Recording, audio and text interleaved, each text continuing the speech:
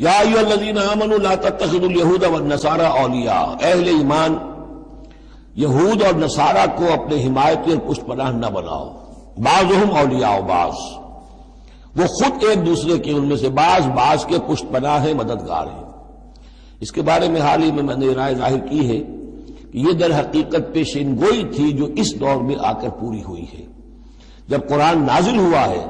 تب تو صورت وہ تھی جو ہم پڑھ آئے ہیں کہ اغرینا بینہم العداوۃ والبغضاء الی یوم القیامہ،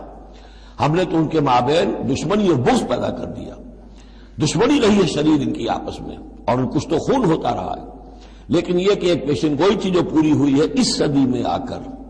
بالفور ڈکلیریشن کے بعد سے صورتحال یہ بنی ہے کہ ان کا گٹھ جوڑ شروع ہوا ہے، اور پھر اسرائیل کی حکومت قائم ہوئی ہے، اور وہ ہوئی ہے برطانیہ کے زیر اثر اور امریکہ کے زیر اثر، اور اب بھی اگر وہ قائم ہے تو اصل میں انہیں عیسائیوں کی سپورٹ کی وجہ سے قائم ہے۔ وہ عیسائی سپورٹ کیوں کر رہے ہیں کہ ان کے ممالک کی ساری معیشت کو یہودی جو بینکرز ہیں انہوں نے قابو میں کیا ہوا ہے، تو اب ان کا گٹھ جوڑ جو ہے وہ اس درجے ہو چکا ہے، آپس میں گتھ گئے ہیں کہ ان کی مالیات ساری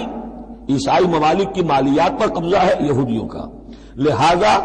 اس کو ان کی ساری سپورٹ جو ہے ملٹری سپورٹ وہ یہودیوں کو حاصل ہو رہی ہے۔ یا ایھا الذین آمنوا لا تتخذوا الیہود والنصارى اولیاء، مت بناؤ یہودیوں اور عیسائیوں کو اپنے حمایتی اور پشت پناہ، بعضهم اولیاء بعض، وہ ایک دوسرے کے مددگار ہیں۔ ومن یتولہم منکم، اور جو کوئی تم میں سے ان سے دوستی رکھے گا، ان سے پیکٹ کرے گا، ان سے اپنی حمایت تلاش کرے گا، فإنہ منہم، وہ انہی میں سے شمار کیا جائے گا۔ پھر ہم اسے مسلمان نہیں سمجھیں گے، ہماری نگاہوں میں پھر وہ یہودی اور نصرانی ہے۔ ان اللہ لا یہدی القوم الظالمین، اللہ ایسے ظالموں کو ہدایت نہیں دیتا۔ آج ہماری جو ہے اکثر ممالک کی پالیسی کدھر جا رہی ہے اور قرآن کا فتویٰ کیا ہے اس پر وہ آپ کے سامنے آ گیا۔